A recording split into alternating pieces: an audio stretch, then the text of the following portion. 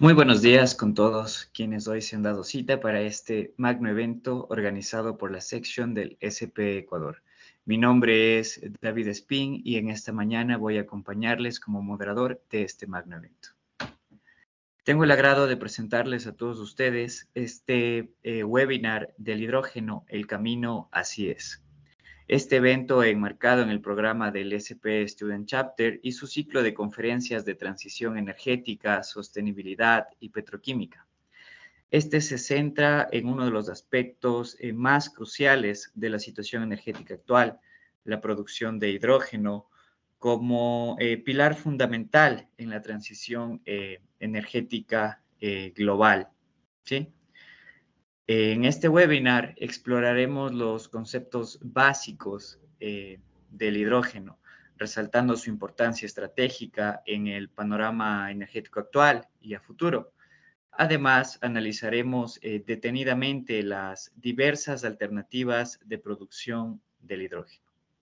Sin más, voy a proceder a presentarles a nuestro speaker del día de hoy, Miguel Ángel Antonio Peña, investigador científico del Consejo Superior de Investigaciones Científicas, doctor en Ciencias Químicas en la Universidad Complutense de Madrid. Es investigador del CIC desde 1993, profesor visitante en la Universidad of Notre Dame de Estados Unidos, en la Hong Kong University of Science and Technology en China y en el Instituto de Technology Advanced for Energia de Italia.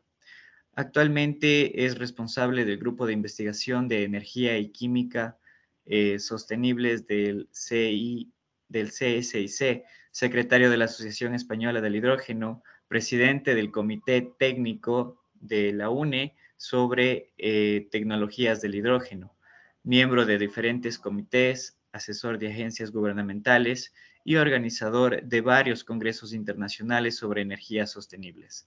Es el responsable científico del servicio de espectroscopía fotoeléctrica en el Instituto de Catálisis y Petroquímica. Sus áreas de trabajo científico se centran principalmente en procesos catalíticos para la producción limpia de energía y más específicamente en aplicaciones catalíticas de los óxidos tipo perovskita, que es el tema de su tesis doctoral. Conversión del gas natural, combustión catalítica, reactores catalíticos de membrana, producción de hidrógeno y catalizadores para pilas de combustible y electrolizadores. Es coautor de unos 130 artículos científicos y 7 capítulos en libros. Conventor de 6 pasantes, director de 7 tesis doctorales y es participante activo en cursos, eventos y ponencias de divulgación científica y formación. En tal virtud, invito hoy a todos nuestros escuchas a aprovechar al máximo de este espacio que ha sido organizado por la SPE Section Ecuador. Sin más, recordarles para dar inicio que si llegan a tener alguna pregunta o duda, dejarlas en el chat, que al final yo estaré dando paso a la ronda de preguntas. Sin más, doy paso a nuestro speaker del día de hoy. Miguel, adelante. Pues muchísimas gracias, David, por la presentación tan completa y, por supuesto, muchísimas gracias a la sección de Ecuador del SPE Internacional por darme esta oportunidad de hablarles a todos ustedes de los asuntos más básicos de la tecnología del hidrógeno. Voy a hablar de cosas muy sencillas y estoy abierto a que si tienen cualquier duda, no solamente en esta sesión, sino más adelante, les puedo enviar, poniéndose en contacto conmigo, información, siempre que tenga disponible esa información, sobre las tecnologías del hidrógeno. Voy a empezar a compartir la pantalla. Vamos a ver si lo hago adecuadamente. Perfecto. Perdón por la demora, vamos a empezar. Bueno, ya el inicio ha sido un poco escabroso y el impacto del título tal vez no fuera tanto como yo quería, porque, como decía, voy a intentar dar las claves de la tecnología del hidrógeno en esta charla y lo he titulado con un plagio directo que supongo que muchos de ustedes seguir justamente la senda que todos estamos de acuerdo que es la mejor de todas. Y el hidrógeno no es la única senda, hay muchas otras, pero sí va a ser una pieza clave, aunque no la única, de todo ese camino que nos hemos propuesto hacer, no solamente en nuestros países, España, Ecuador o incluso la Unión Europea, sino en prácticamente todos los países del mundo que están de acuerdo en que el camino es tal y como lo vamos a intentar describir en esta charla. En esta primera figura he intentado representar lo que es el mundo de la energía, no respecto a sus fuentes, que es la palabra que se suele utilizar más, sino sobre el origen de la energía. Ahí en verde he representado varias fuentes de energía, de las típicas que conocerán: geotérmica, mareas, hidráulica, eólica, olas, hasta llegar hasta la biomasa, los combustibles fósiles y la nuclear. Y he puesto a la izquierda lo que es realmente el origen de esa energía. Geotérmica y mareas tienen su origen en el hecho que estamos en un planeta sometido a una gravedad propia y también la de la Luna y la del Sol, alrededor del cual giramos. Y el hecho de que tengamos una estrella como el Sol cerca hace que tengamos esa energía solar que da lugar, junto con la gravedad, a la hidráulica, a la eólica, a las olas, o por sí sola a la fotovoltaica o a la solar térmica. La biomasa es un poquito más enrevesada, necesitamos fotosíntesis, necesitamos que las plantas aprovechen esa energía solar para crear esa biomasa que, pues creo que me he quedado aquí, estaba haciendo una disquisición sobre estos orígenes de la energía, de cómo dan lugar a diferentes fuentes, y creo que me he quedado justamente en el momento que hablaba de los combustibles fósiles, que de alguna manera derivan también de esa energía solar a través de la fotosíntesis, ya que, como saben, es la evolución de biomasa que ha sido enterrada durante millones de años a altas profundidades, presiones, temperaturas altas, y que da lugar a los combustibles fósiles que usamos hoy en día, de tal manera que tienen ese origen solar. Y por último tenemos la fisión nuclear. La fisión nuclear, al fin y al cabo, como han oído seguramente mucho, somos polvo de estrellas, esto es, el sistema solar se formó a partir de polvo de explosiones de supernovas, procesos en los cuales se forma toda la tabla periódica de los elementos, incluido esos elementos fisionables de alto peso atómico, como son el uranio, que acumulan en parte esa energía que tenía la supernova y que se liberan ahora cuando realizamos fisión nuclear, su ruptura. Al final, si se dan cuenta, este origen es debido a una formación de la Tierra dentro de un sistema solar, que mientras exista este sistema solar van a permanecer esas fuentes de energía, excepto las dos que he marcado en azul. Los combustibles fósiles, no porque no se vayan a volver a formar, pero necesitaríamos esperar millones de años para volverlos a tener, y como saben, nos estamos agotando en cientos de años, da lo mismo que sea dentro de 500, de 1000 o de 2000 años, son agotables en menos de los millones de años que tardan en formarse. Y la energía nuclear, porque esa cantidad de materiales fisibles en la corteza terrestre son también limitados, tienen su limitación. Verán, por cierto, que no he incluido aquí la fusión nuclear por ahora, porque es algo que, aunque sea una tecnología de futuro, aún no sabemos cómo se va a desarrollar.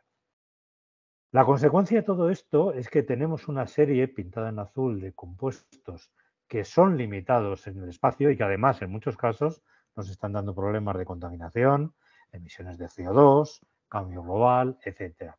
En el caso de la nuclear, de gestión de residuos, aunque se pueda llevar a cabo, hay unos residuos que hay que gestionar. Por lo tanto, el camino aquí claramente marcado por todos los países es irnos a estas fuentes que están arriba, que mientras no exista nuestro planeta y nuestro sistema solar, vamos a disponer de ellas. Es más, aquí he hecho esta clasificación que les comento, voy a poner un esquema de un libro que se llama El ecologista escéptico, un libro un poco polémico, pero que este esquema sí que podemos estar más o menos de acuerdo con él. Aquí a la izquierda he representado todas las reservas que nos quedan de esas fuentes que se podrían definir como no renovables, porque tienen su límite. Esa es la cantidad, ese cubito que nos queda de petróleo, de gas natural, de uranio, y fíjense lo que queda de carbón. Y estos cubitos pueden ser más o menos grandes, como saben, en función de cómo se valoren las reservas, si son explotables o no son explotables, pero son cubitos limitados. Y aquí, exagerando un poquito, he puesto un cubito pequeño, que es el consumo medio anual que llevamos a cabo en la Tierra. Está un poquito exagerado para que se vea, pero es un hecho de que ese cubo pequeño, poco a poco, da lo mismo que sean 500, 1000 o 4000 años, se va a ir comiendo a los cubitos de arriba.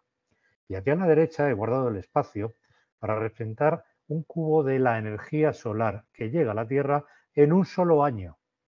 Una parte se gasta en la hidráulica, esto es en evaporar el agua y subirlo a las montañas. Se gasta en la eólica, en mover los vientos. Y se gasta en la fotosíntesis, que las plantas creen su biomasa, pero fíjense la cantidad enorme de energía que tenemos disponible.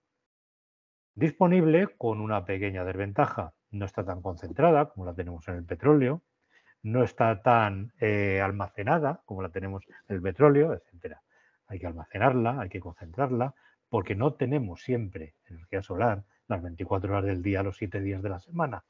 Por lo tanto, necesitamos un sistema y ese es en la última frontera que tenemos dentro de las energías renovables para conseguir que realmente puedan ser energías tan útiles como las estamos usando ahora, las energías no renovables. Y es ese almacenamiento y distribución. Y aquí es donde entra nuestro protagonista, el hidrógeno. Aquí he puesto las más extendidas, fotovoltaica y eólica, como pueden ver, que saben que lo que hacen fundamentalmente es producir electricidad. Por lo tanto, cualquier sistema de almacenamiento y distribución de esa energía renovable a un plazo medio, me estoy refiriendo dentro de este siglo, hasta que no haya otra energía renovable alternativa tan potente como esta, va a consistir en almacenar y distribuir la electricidad adecuadamente a todas las horas del día. Ahí es donde aparece el hidrógeno. Luego veremos cómo ese cuadrado verde que he puesto ahí, o turquesa más bien, ya veremos cómo funciona, pero es transformar toda esa energía renovable eléctrica en hidrógeno, crear una línea nueva de almacenamiento y distribución de hidrógeno para soportar, para apoyar a estas energías renovables. Este hidrógeno lo podemos almacenar de múltiples formas. Por ejemplo, en Europa se está barajando la posibilidad de hacerlo en cavernas subterráneas, cosa que ya se lleva haciendo muchos años con el gas natural. Las grandes reservas en Europa de gas natural están en cavernas subterráneas. Pero es que luego veremos cómo podemos volver a reelectrificar ese hidrógeno almacenado. Podemos volver a crear electricidad a partir de ese hidrógeno renovable que hemos creado a partir de electricidad renovable. O podemos incluso, por métodos de subproducto de otros procesos que existe, como a partir de biomasa, que lo podemos hacer también, a partir de la importación de hidrógeno, que es algo que se está valorando en Europa también, importar hidrógeno en algunos países de otros países, alimentar esta nueva línea de producción y no solamente producirlo con energía renovable local. Podemos utilizar ese hidrógeno en diferentes sectores. Tal vez el que vamos a ver más rápidamente es el de la automoción, sobre todo en vehículos de alto tonelaje, luego lo veremos.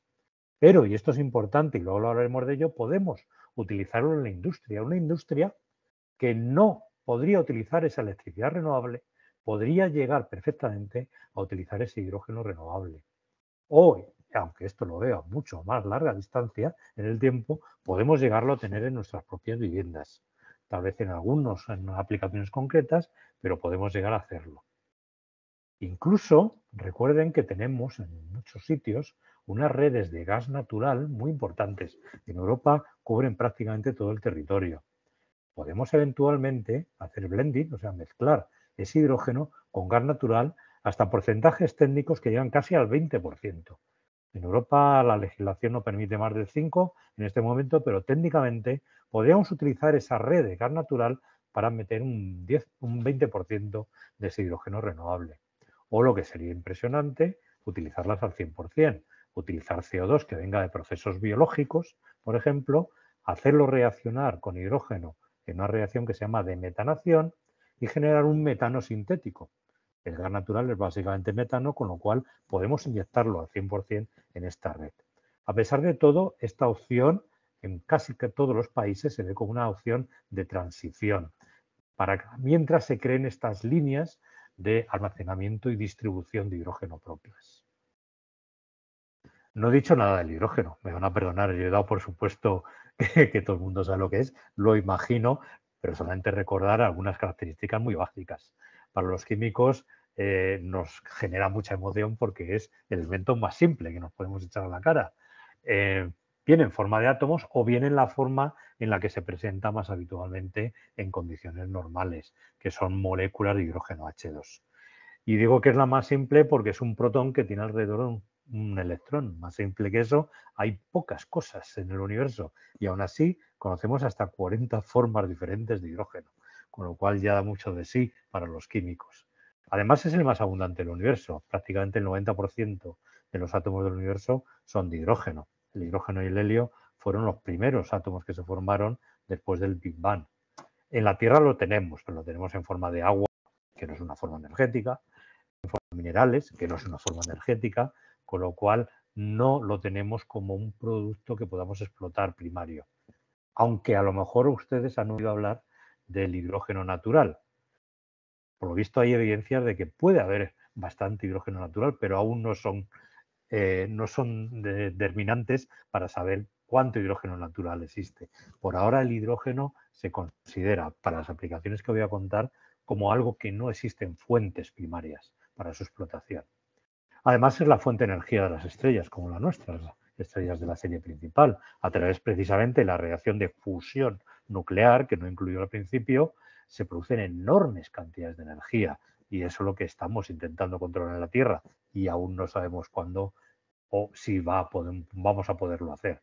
Y por último es un elemento muy ligero y muy poco denso, con lo cual sus condiciones de almacenamiento tienen algunas condiciones especiales que no tienen otros gases. Como digo, aunque pueda haber hidrógeno natural, ahora se está especulando con ello, ese hidrógeno hay que producirlo a partir de algo que son esas fuentes renovables o no. Porque precisamente, a lo mejor también han oído hablar de los colores del hidrógeno. No es que el hidrógeno tenga colores, pero se le clasifica con diferentes colores en función de a partir de qué se ha producido. Yo creo que el que inventó los colores del hidrógeno en este momento se está arrepintiendo porque hay una cantidad de colores que muchos de ellos no sé ni lo que son.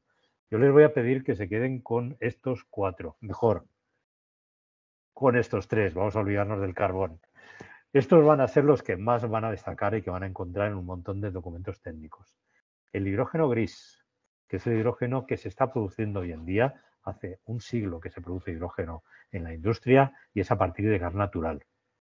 El hidrógeno azul, que es una alternativa a esa producción, pero que el CO2 que se emite cuando se produce hidrógeno a partir del gas natural se captura y se almacena. De nuevo, una situación de transición, porque hacia donde queremos ir, hacia el camino que queremos tomar, es el hidrógeno verde. Un hidrógeno que precisamente viene, como el esquema que he comentado antes, a partir de las energías renovables. Como digo, eso es a donde queremos llegar, pero es un hecho que todo el hidrógeno que la industria, y luego hablaremos de ello, está utilizando hoy en día viene de combustibles fósiles.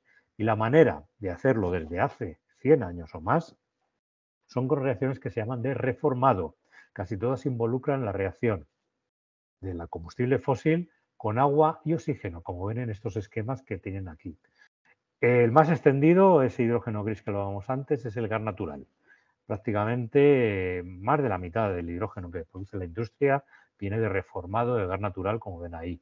Se pueden reformar otros hidrocarburos, incluso carbón, de una manera muy similar, con agua y oxígeno a muy altas temperaturas, en algunos casos más de 800 grados centígrados. Se puede reformar algunos derivados de los combustibles fósiles, como alcoholes tipo metanol. Existen, durante hace 20 años se pensaba que podía ser una alternativa para vehículos, producir hidrógeno a bordo de un vehículo que llevara un depósito de metanol. O a partir de algo que se parece mucho a los combustibles fósiles, que son los biocombustibles, en el sentido de que tienen también átomos de carbono. El etanol, por ejemplo, se reforma de una manera similar. Al final lo que se produce es hidrógeno y ese CO2 que algo tenemos que hacer con él y que si se captura y almacena, en el caso del metano, producimos un hidrógeno azul. Aquí tendríamos tanto el hidrógeno verde, perdón, gris, como el hidrógeno azul. Si queremos ir al hidrógeno verde, tenemos que ir a otros procesos que en principio van a involucrar agua, porque ninguna fuente renovable, excepto ese caso que he contado, el etanol anteriormente, tiene átomos de hidrógeno disponibles. Y quien proporciona los átomos es el agua. ¿Quién proporciona la energía? Es la energía renovable. La primera opción, aquí están en orden de madurez tecnológica, es la electrolisis del agua. Romper agua con electricidad en sus componentes, hidrógeno y oxígeno. En segundo lugar, en madurez tecnológica está la termólisis del agua, que es lo mismo, pero romperlo con calor. Por ejemplo, en hornos solares enormes, donde se obtienen temperaturas del orden de 1000 o más grados, se puede llegar por diferentes procesos que se llaman ciclos químicos, ciclos termoquímicos, romper la molécula de agua. No se hace directamente porque sería imposible, pero la reacción global es la misma, agua con calor, hidrógeno más oxígeno. Y el último, que sería maravilloso, es la fotodisociación del agua. Poner agua a la luz del sol y que los fotones de la luz del sol rompan la molécula de agua.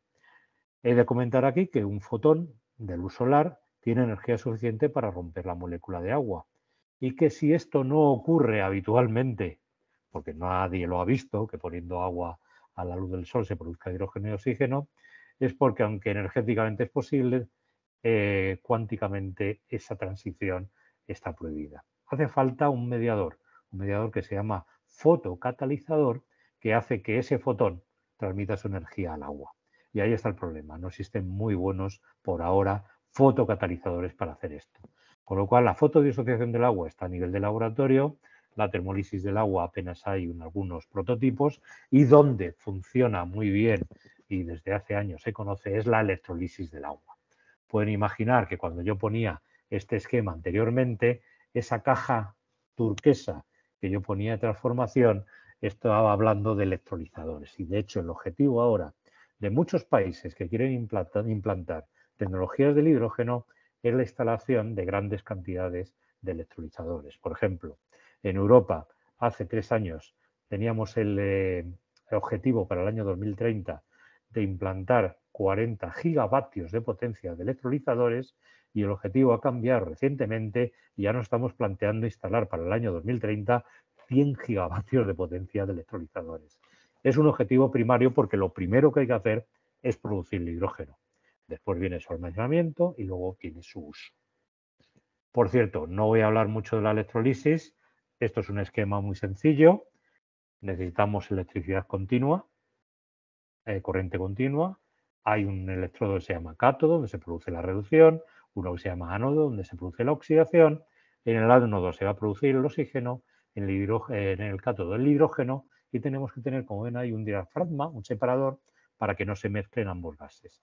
Y algo que conecte eléctrica y químicamente los dos, que es un electrolito, básicamente agua con alguna sustancia química que hace que se muevan iones entre los dos electrones y entre los dos electrodos y cierre el circuito. Electrones en el circuito externo, iones dentro del electrolito.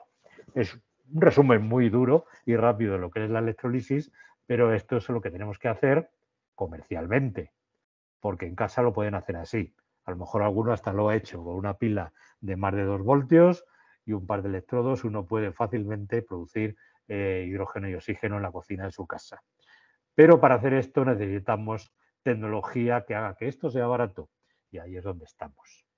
Bien, ¿cuál es el precio de hacer eso? Entonces, ¿es caro hacer eso no en la cocina de casa, sino ya comercialmente? Pues aquí tenemos una comparación. Esta es una previsión de McKinsey de cuál es el precio del hidrógeno verde y el hidrógeno azul y el hidrógeno gris, como pueden ver ahí, actualmente, en el año 2023, esto está para el año 2020, y las previsiones de cómo va a ser hasta el año 2050.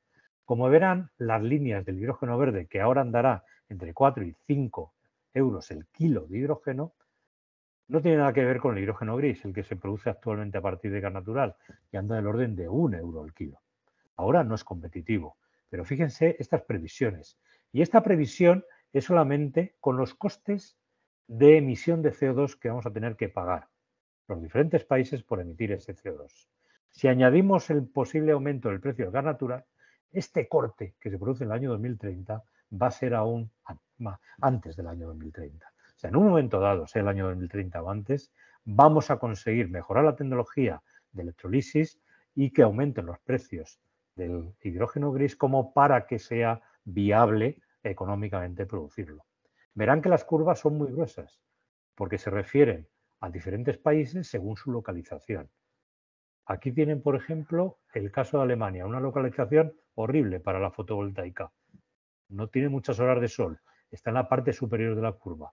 Pero si vamos bajando, tenemos algunos casos y en España y en Latinoamérica estamos especialmente favorecidos para que nuestro precio sea especialmente más bajo y poder hacer esa exportación de la que hablábamos en el esquema en el que me ponía cómo se debe distribuir el hidrógeno. Estamos en un lugar muy favorable.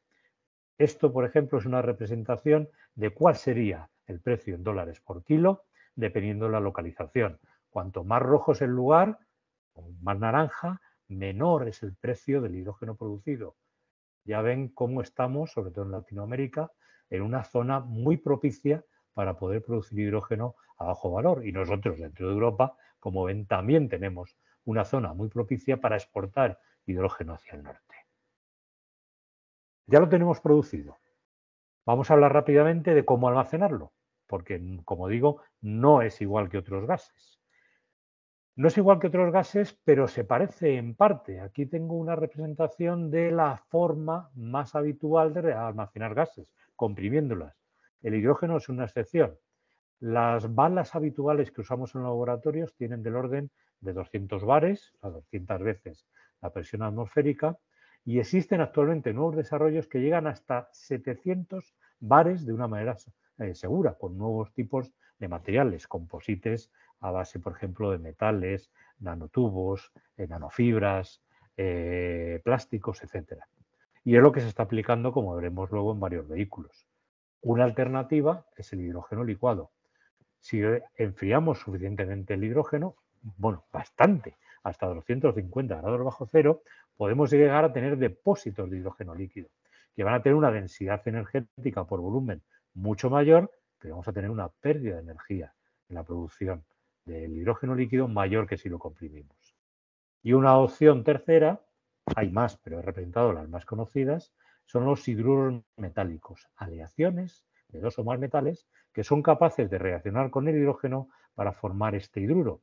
Y esto lo hacen de manera reversible, de tal manera que cuando queremos almacenar vamos hacia allá, hacia la derecha, y cuando queremos producir el hidrógeno vamos hacia la izquierda.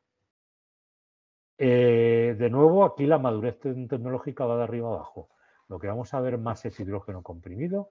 En algunas aplicaciones nicho veremos hidrógeno líquido, porque se puede aplicar, y en menos aplicaciones veremos los hidruros metálicos, sobre todo por su peso, por su precio y por la reciclabilidad, que es limitada, no duran eternamente.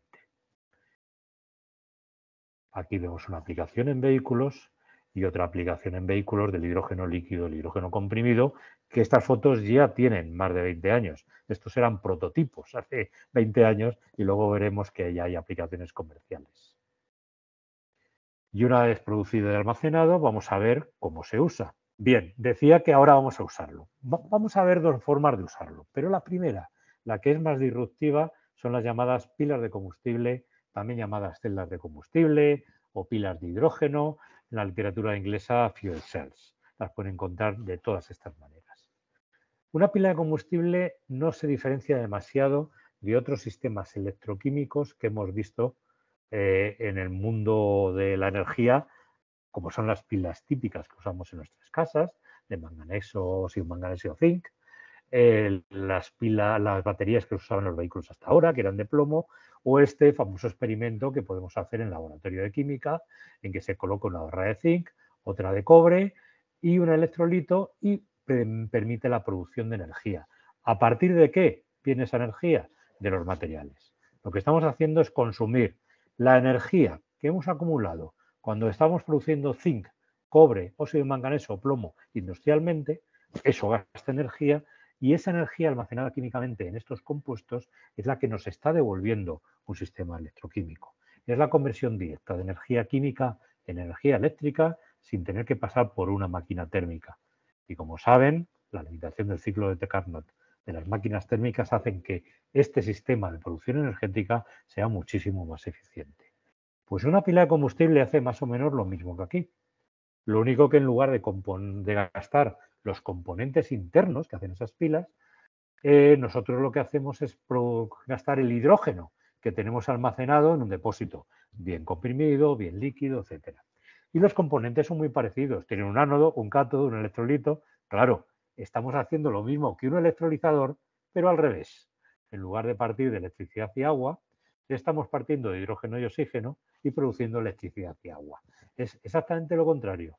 Eso no quiere decir que tecnológicamente una pila de combustible y un electrolizador sean iguales. A la hora de aplicarlo, cada uno está optimizado para uno de los dos procesos. Los entornos químicos son tan diferentes que es muy difícil en un mismo aparato hacer las dos cosas. Existen algunas aplicaciones, se llaman pilas reversibles, pero son como esas famosas navajas suizas que sirven para todo. Cortan en forma de tijera, cortan en forma de cuchillo, quitan tornillos, pero hacen todo mal, porque no están optimizadas. Los sistemas comerciales están optimizados o para ser electrolizadores o para ser pilas de combustible. Evidentemente, si la energía del hidrógeno, para producir el hidrógeno, era energía verde, ese hidrógeno era verde, esta energía es una energía limpia, esta energía eléctrica, porque lo volvemos a producir agua que la recuperamos, hidrógeno y oxígeno, no hay ningún otro tipo de emisión. Y además tenemos un alto rendimiento, como decíamos antes, sobre todo cuando esto intentamos aplicar a un motor eléctrico en un vehículo, si lo comparamos con un motor de combustión, que como saben no pasa de un 40%, te digo un 40, un 30% de eficiencia. Eso sí, si uno no está en una ciudad, si uno se mueve en una ciudad, de ahí no sale ni un 10% de las paradas que uno hace en semáforos, en atascos, etcétera. Mientras que una pila de combustible anda del 50-60% para arriba de eficiencia, con lo cual no tiene comparación. Aquí la eficiencia es muchísimo mayor. Hay muchos tipos de pilas de combustible, igual que de electrolizadores, no voy a meter ahora, solamente voy a poner una clasificación de las más habituales. Y es en función precisamente de ese electrolito que conecta los electrodos y del ion que se intercambia entre los electrodos. Lo he puesto un poquito por orden aquí al revés, de menos madurez a más. Las alcalinas ya prácticamente nadie las está utilizando en el mundo de las pilas, quiero decir, en los electrolizadores sí. Ahí lo que se intercambia en electrolitos son hidroxilos o Hs y funcionan por debajo de 100 grados. Hace 30 o 40 años estaban muy de moda las pilas de ácido fosfórico, en que el ion que se intercambiaba era el protón precisamente y funcionaba a 200 grados centígrados. No llegaron a ser comercialmente atractivas y no se desarrollaron. Pasó lo mismo con los carbonatos fundidos, en que aquí el ion que se intercambiaba era carbonato. Tampoco llegaron a tener madurez tecnológica y funcionar a temperaturas superiores, 650 grados. En cambio, las pilas y los electrolizadores de óxidos sólidos intercambian ion oxígeno en precisamente un óxido sólido en que el ion oxígeno se puede mover a través de él, evidentemente a temperaturas muy altas, como ven ahí, casi 1000 grados centígrados, sí que están empezando a tener éxito y sobre todo las que están empezando a funcionar y se van a ver más son las pilas poliméricas o de membrana de intercambio de protones, que de nuevo vuelven a funcionar por debajo de 100 grados. Estas tienen una eficiencia enorme, pueden llegar a tener eficiencias del orden del 90%. Y estas tienen eficiencias menores, pero funcionan a temperaturas muy óptimas para muchas aplicaciones y son las que vamos a empezar a ver. De nuevo, estas últimas son las de mayor madurez tecnológica. Ha habido un camino largo, ¿eh? Estas pilas se aplicaron, por ejemplo, a las misiones Gemini y las misiones Apolo de la NASA, que fueron las que llevaron la humanidad a la Luna, como saben, y el sistema que tenían de energía eran precisamente pilas de combustible, igual que la estación espacial. La estación espacial, uno de los sistemas primarios, son las pilas de combustible, no solamente para producir hidrógeno, sino también oxígeno para respirar y agua para beber. Y en los años 60, en la época en que la NASA hacía esto, se intentaron hacer las primeras aplicaciones terrestres. Unas cosas horribles, como ven ahí, una pila de carbonatos de apenas 1 kilovatio, que ocupaba medio laboratorio, o un vehículo eléctrico que funcionaba no sé cómo, con unas bombonas de hidrógeno, una pila de combustible y un motor eléctrico. Estos eran los primeros intentos. Pero en los años 90 se produjo una revolución. Estas pilas de intercambio de protones, las siglas son PEN, hubo una empresa, esta hay que mencionarla claramente porque fue una punta de lanza en el desarrollo, Ballard, una empresa canadiense, que consiguió, como ven ahí, en muy poquitos años pasar de pilas que tenían con este tamaño 5 kilovatios a en apenas 5 años, 6 años, una pila que con un tamaño similar ya tenía 50 kilovatios. Con esto ya se puede dar electricidad a una casa. Y con esto, 50 kilovatios, ya se puede dar electricidad a un vehículo.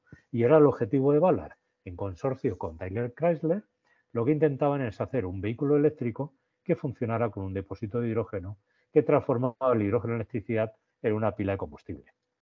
El NECAR 1, New Electric Car, era, como ven ahí, un intento de hacerlo, pero como ven, ese depósito verde era el hidrógeno y la parte amarilla eran la pila de hidrógeno y todos los subsistemas. Esto no era aplicable comercialmente, pero fíjense que en muy poquitos años empezaron a hacerlo ya aplicable. Y a partir del año 2000, no solamente Daimler, todas las empresas de automoción empezaron a tener sus prototipos de vehículos eléctricos con hidrógeno. Esto es un esquema muy rápido de lo que es un vehículo eléctrico de hidrógeno. Un motor eléctrico de muy alta eficiencia, como saben, muy sencillo, algo que nos estropea en la vida, no es como la complejidad de un motor de combustión interna, unas baterías que alimentan ese motor eléctrico y ya está. ¿Qué es un motor qué es un vehículo eléctrico de hidrógeno? Prácticamente lo mismo, solamente que ahí necesitamos dos componentes, el depósito de hidrógeno y la pila de combustible. Ventaja, una batería tardamos horas y horas en rellenarla de energía y si lo hacemos rápido la vida de la batería va a disminuir enormemente, mientras que un depósito de hidrógeno lo podemos llenar en apenas 5 minutos en un vehículo. Es la gran ventaja que tiene en automoción. Y la segunda, hay vehículos de gran tonelaje que por muchas baterías que le pongamos no van a ser prácticos, porque vamos a necesitar poner tantas baterías como carga. En cambio, el hidrógeno es muy ligero, recuerden, y ahí en vehículos pesados tiene una gran ventaja. Como ven, he dejado unas poquitas baterías.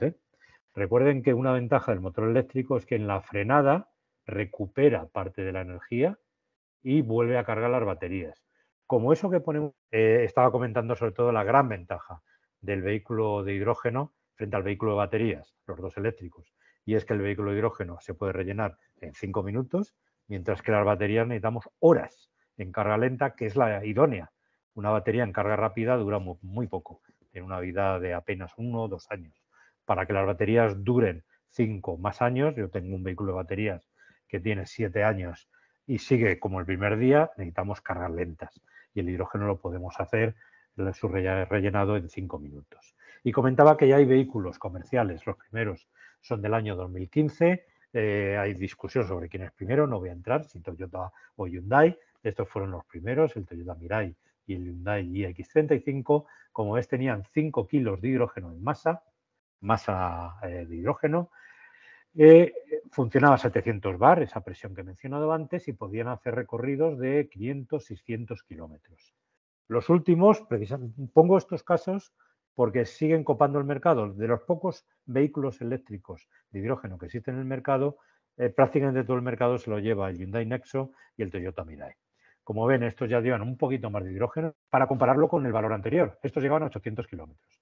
Como saben, después del escándalo de Volkswagen, cambiaron los criterios de autonomía de los vehículos, se hizo un ciclo nuevo más realista, el WLTP, y ahí todos bajaron. Concretamente, estos bajaron de 600, como ven, a unos 650, 660 kilómetros. Aún así, son distancias que ya son equiparables a vehículos de combustión interna y, como digo, se pueden rellenar en 5 minutos sin ningún problema con el sistema de hidrógeno. También señalar que dependiendo del tonelaje y de las distancias que se corran con el vehículo, las baterías van a ser más aplicables que el hidrógeno. Como ven aquí en esta gráfica, represento peso del vehículo frente a recorrido en un solo llenado del depósito. Las baterías van a estar claramente en ventaja aquí porque son más efectivas y para vehículos ligeros que recorran poco al día, como es el mío, que comentaba antes que el mío es de baterías, no sé si lo llegaron a oír, esto es lo ideal. En cambio, en este intervalo de vehículos pesados con largos recorridos, ahí en la zona amarilla es donde el hidrógeno va a ser aplicado. No sirve el hidrógeno para todo, tiene su aplicación muy concreta. Y ya para ir terminando, la otra aplicación clarísima es la industrial. Estamos hablando sobre todo de aplicaciones donde las energías renovables nunca llegarían a entrar y, por ejemplo, esto lo van a conocer, la industria química utiliza grandes cantidades de hidrógeno como materia prima y por ahora es hidrógeno gris. Ahí podemos descarbonizar con hidrógeno verde. La industria del refino también iba a existir porque los biocombustibles van a seguir existiendo y se refinan exactamente igual que se refinan los derivados del petróleo. Es más, tienen tal contenido de oxígeno, los biocombustibles, que van a necesitar muchísimo más hidrógeno para su refino. Con lo cual, cualquier industria que incluya dentro de energías verdes los biocombustibles va a necesitar el refino con hidrógeno en grandes cantidades. Y después hay otros nichos como la industria del metal, la industria general de alimentación y otros tipos del vidrio que también requieren hidrógeno. Esas cifras que ven aquí es la industria en Europa, pero es un poquito extrapolable al resto del mundo. Estas industrias necesitan descarbonizarse también. Y ya por último voy a decir algo muy rápido sobre seguridad, porque es un tema recurrente. Ya cada vez que se habla del hidrógeno parece que es algo, sobre todo para alguna gente, exageradamente inseguro. Y saben muy bien que el hidrógeno, la industria química, lo lleva más de 100 años utilizándolo y que apenas ha habido accidentes por hidrógeno. Hay otros gases que producen muchísimos más accidentes que el hidrógeno, pero por alguna razón el hidrógeno tiene una fama de peligrosidad que no tienen otros gases. Bueno, por alguna razón no. En este vídeo que les voy a poner, esto lo suelo hacer en directo, pero online me resultaba más difícil, así que les voy a poner un vídeo donde cuento estos temas de seguridad. Algunos piensan que el hidrógeno es extremadamente peligroso porque es un combustible que puede llegar a explotar y almacena gran cantidad de energía. Esta idea viene de algunas películas o accidentes de hace mucho tiempo, como por ejemplo el famoso caso del dirigible Hindenburg. Los dirigibles se usaron antes de la Segunda Guerra Mundial para el transporte de pasajeros entre Europa y América. El Hindenburg, un dirigible alemán, usaba hidrógeno mucho más ligero que el aire para poder elevarse. Durante el aterrizaje en medio de una tormenta, un rayo cayó sobre la cubierta del dirigible y este ardió rápidamente, como muestran las imágenes.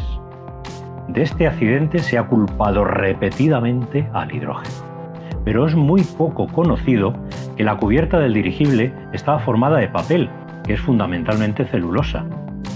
Y para hacer que fuera más resistente, se le realizó a este papel un tratamiento con ácido nítrico, formándose un compuesto que se llama nitrocelulosa. Este compuesto es más conocido por algodón pólvora, y sí, es un explosivo. Además, para que el sol se reflejara y no calentara mucho los depósitos de hidrógeno, se añadió por toda la superficie polvo de aluminio. Y el polvo de aluminio es un detonante. Como imagináis, no es muy apropiado colocar hidrógeno, un combustible muy potente, rodeado de un explosivo y de un detonante. Para que os hagáis una idea de lo peligrosa que es la nitrocelulosa, aquí tengo un fragmento. Es el mismo material que recubría el dirigible. Es celulosa que se le ha dado un tratamiento con ácido nítrico para hacerla más resistente. Y vamos a imitar lo que ocurrió en el accidente del Hindenburg, que durante la tormenta le cayó un rayo. Aquí vamos a simular el rayo con una llama. Y ocurrió algo como esto. No sé vosotros, yo no me subo en un aparato que esté hecho de ese material, pero eso sí, la culpa se la llevó el hidrógeno. Es más, el hidrógeno puede ser incluso mucho más seguro que otros combustibles cuando se utiliza en un vehículo. En este experimento de la Universidad de Miami se comparó el comportamiento de un vehículo de hidrógeno con uno de gasolina, cuando se produce una fuga de combustible. Al ser el hidrógeno un gas muy ligero, las llamas siempre se producirán en la parte superior, mientras que la gasolina es un líquido que tiende a formar pequeñas gotitas de spray, que se distribuyen por el habitáculo, con lo que las llamas se mantienen junto al vehículo. Con lo cual, según pasa el tiempo, el vehículo de gasolina se va quemando más y más y más. Yo, sinceramente, preferiría estar en el de hidrógeno. Además, los vehículos modernos de hidrógeno están sometidos a diferentes pruebas estándar para probar que son seguros en caso de accidente, similares a las de otros vehículos con otros combustibles. Una de estas pruebas incluye, por ejemplo, disparar al depósito una bala de gran calibre y el depósito debe permanecer estable. En otras, los vehículos de prueba chocan a alta velocidad para demostrar que los elementos importantes como los depósitos o el habitáculo de los pasajeros están protegidos. Bueno, esto es todo lo que quería contar. Siento haberme alargado un poquito más de lo que tenía previsto. Solamente comentar como parte final que si les ha gustado lo que han visto, pueden ir a nuestro canal de YouTube, ahí tienen el código QR, o si no a través del código QR pueden buscar en YouTube directamente Grupo de Energía y Químicas Sostenibles.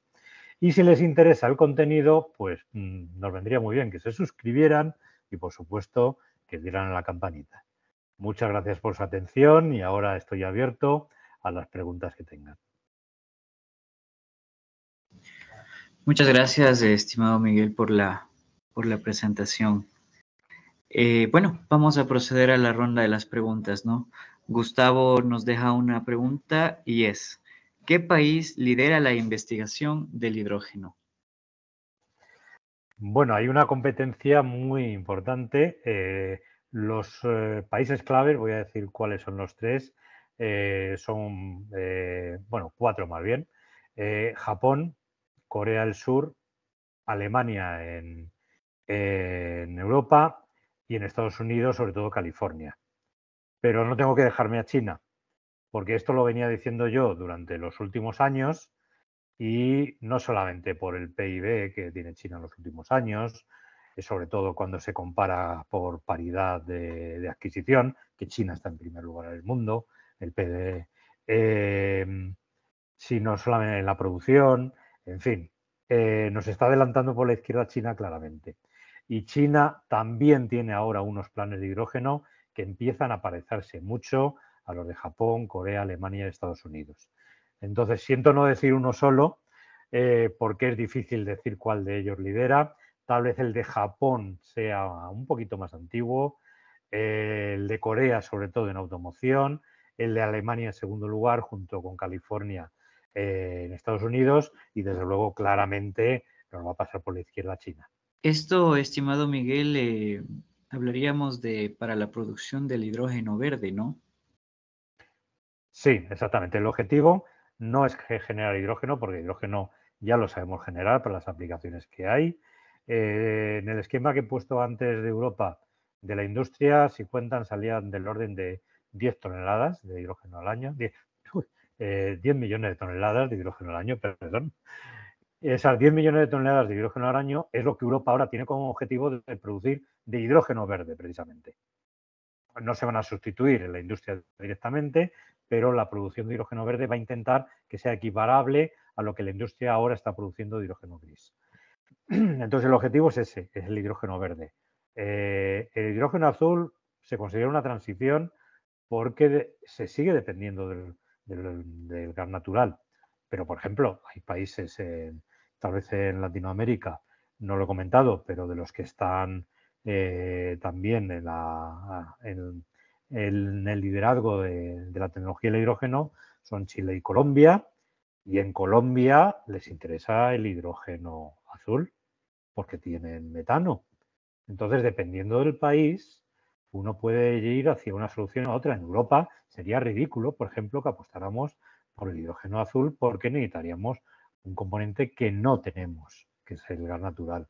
Pero en Colombia, si tienen a disposición gas natural, sería una tontería lo contrario, no intentar utilizarlo. Eso sí, sin emisiones de CO2.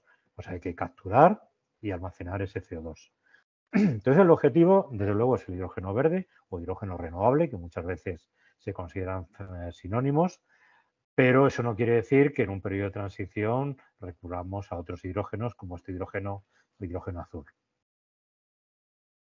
Ahora, estimado Miguel, tal vez tratando de hacer un análisis, en nuestro país, Ecuador, por ejemplo, la búsqueda de producción de este hidrógeno verde, quizás a través de electrólisis, hablemos de que en nuestro país se ha hecho una gran inversión, por ejemplo, en hidroeléctricas y demás, es decir, el recurso hídrico se lo tiene quizás, pero ¿cómo quizás superar ese alto coste que en realidad tiene el generar un hidrógeno verde? ¿O cómo tratar de a la industria y hacerle ver que a la final, bueno, ellos siempre tratarán de ver su ganancia, ¿no? Pero hablando de evitar tanto la contaminación al partir de de la obtención de un hidrógeno gris o los altos contaminantes, ¿no? Pues es difícil. En prácticamente los países que he comentado se ha hecho con planes nacionales del hidrógeno que suponen un aporte por parte de los estados a la inversión. O sea, no es un aporte único del Estado, es un aporte al 50%. La mitad la pone el Estado, la otra mitad la pone la industria. En esas condiciones, la industria puede asumir hasta cierto punto los costes de ese periodo de transición que va a durar 10, 15 años hasta que realmente el hidrógeno verde sea competitivo. ¿De qué depende que sea competitivo? Pues primero la tecnología. Evidentemente, nosotros trabajamos en un instituto de investigación. Si todo estuviera hecho en la tecnología, no estaríamos investigando nada. Hay todavía mucho que investigar en la electrolisis y en otros procesos que no he mencionado. Me he hablado casi, por ejemplo, de los procesos termoquímicos. Nosotros tenemos grupos investigando en procesos termoquímicos, pero nosotros, por ejemplo, investigamos en electrolisis y queda mucho por hacer. Entonces, la tecnología es mejorable. Podemos llegar a tener electrolizadores de mejores eficiencias. Pero después está la escalabilidad, perdón. Aún no hay producción de electrolizadores en grandes cantidades. Si uno ahora va al mercado y quiere un electrolizador, para el mes que viene se van a reír de uno porque no hay suficiente oferta. Ahora hay mucha demanda de muchas empresas que quieren implantar tecnología del hidrógeno y aún no hay una escala de producción de electrolizadores tal que se cumpla toda la demanda necesaria. Estamos precisamente trabajando en esto. Entonces, ese aumento de la tecnología, de mejora de la tecnología, perdón, para hacer electrolizadores cada vez más eficientes. Ese escalado de la producción, que realmente cuando se escala, como saben todos ustedes, se bajan un montón los precios porque la producción masiva baja los precios. Y todo eso acompañado de una inversión que sea en parte de los estados o en el caso de Europa, por ejemplo, es la Unión Europea la que lo está haciendo, y en parte de las empresas, mitad y mitad, son los tres factores determinantes para poder conseguir esa rebaja del precio. Y no nos olvidemos de una cosa importante. Estamos en una tecnología incipiente.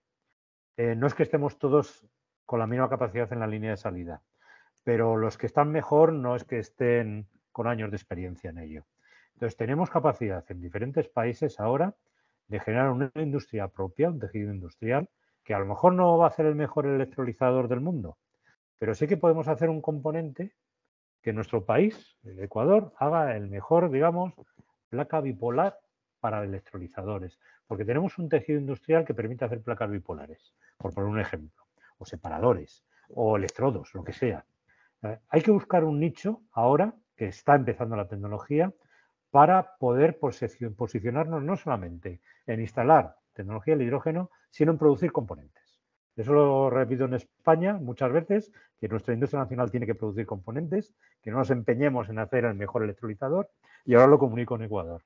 A lo mejor el nicho de mercado que hace que nuestra industria despegue es hacer componentes de muy alta calidad para esa industria de los electrolizadores o de del reformado de biocombustibles. A lo mejor hay que ir por ahí.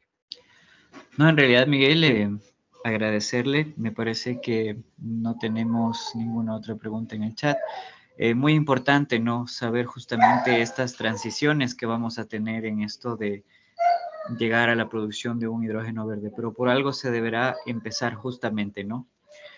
Bueno, Miguel, de parte de todos quienes hacemos los capítulos estudiantiles del SPE, queremos darle las gracias por esta magna presentación. Estoy seguro de que todos quienes nos han acompañado han adquirido esta chispita, ¿no? Que nos va a motivar justamente a continuar investigando, indagando y viendo la manera de aportar a la industria, ¿no? Me parece que tenemos una duda. Él nos deja en el chat la obtención de hidrógeno por baterías. ¿Nos podría mencionar si sería viable? Por baterías. Espera, estoy viendo el chat. Por bacterias. Por bacterias, ¿no? Bacterias. Había entendido baterías, perdón. Me estaba un poco confuso. Bien, ese es el que se llama biohidrógeno. Es viable. pero como todos los procesos biológicos, suelen estar optimizados para tiempos largos. Me explico. Una planta tarda mucho tiempo en crecer. Para tener biomasa necesita grandes cantidades y el proceso es lento. Todos los procesos biológicos de producción suelen tener esos problemas. Por ejemplo, una rama muy importante de la catálisis es la biocatálisis, y la biocatálisis tiene sus aplicaciones, pero suelen ser en industrias que tienen una producción que no es la típica, por ejemplo, a la producción energética. Suelen ser industrias farmacéuticas, por ejemplo, que no se producen miles de toneladas precisamente. Como mucho llegan a la industria alimenticia, la biocatálisis. Es muy difícil utilizar la biocatálisis en otros procesos. En depuración de aguas, pero de nuevo son procesos muy lentos que llevan esas extensiones muy grandes de depósitos, etcétera.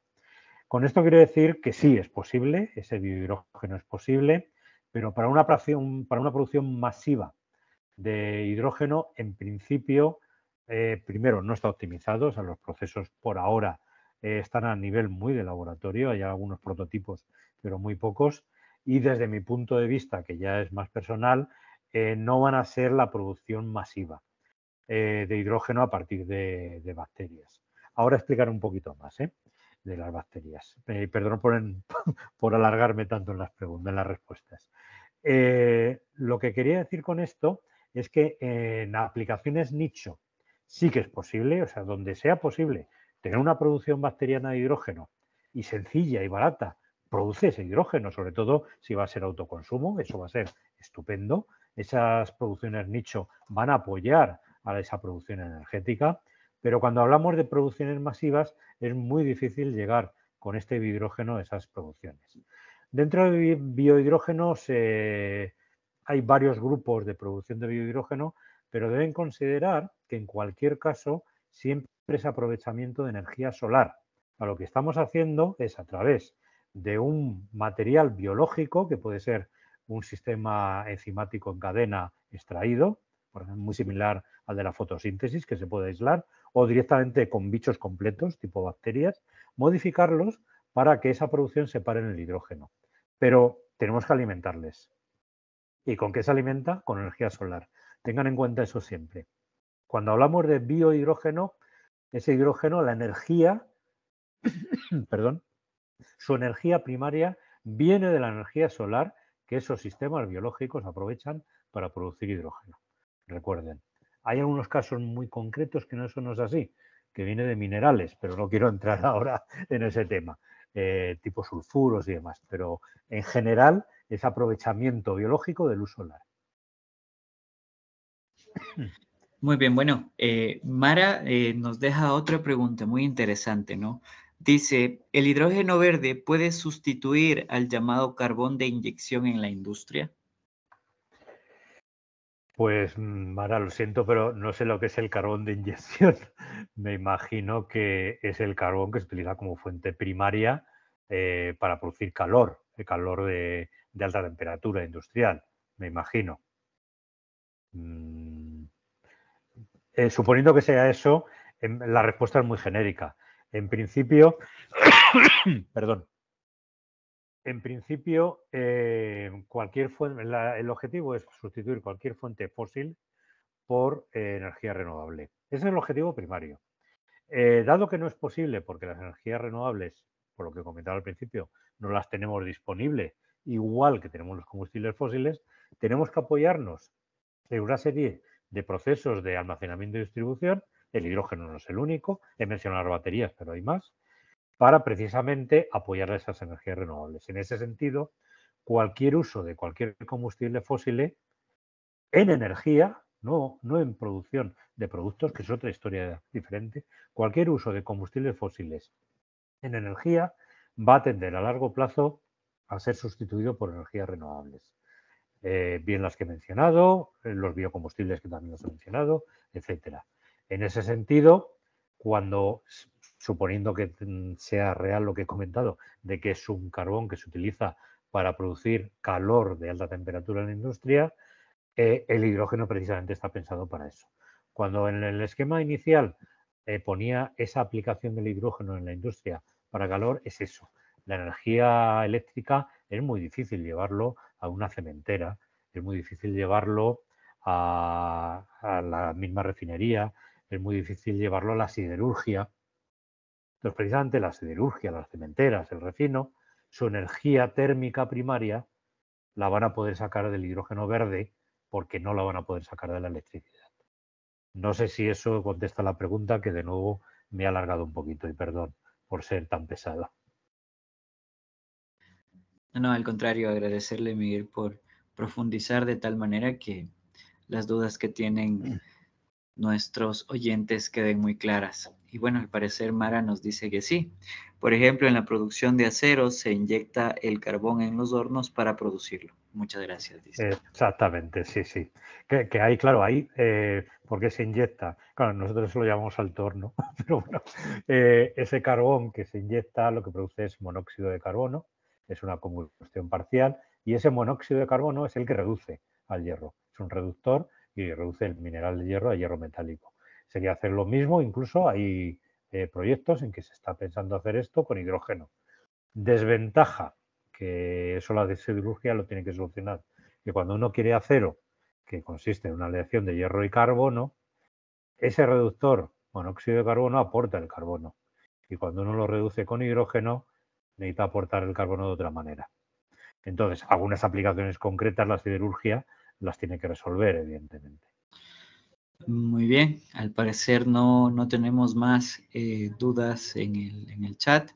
Eh, Sin más, nuevamente, estimado Miguel, agradecerle por esta presentación de parte de todos quienes hacemos el SP Student Chapter, de igual manera el SP Section Ecuador, y invitarles a nuestros oyentes, ¿no? A que estén pendientes. Recuerden que tenemos un ciclo de conferencias acerca de la transición energética, sostenibilidad y petroquímica. Que estén atentos a los próximos eventos. Pues muchísimas gracias a todos por invitarme, por tener esta oportunidad y haber podido tener este placer de comunicar esta charla, y a todos los que se han quedado, que veo que queda todavía muchísima gente. Muchísimas gracias a todos. Hasta muy pronto.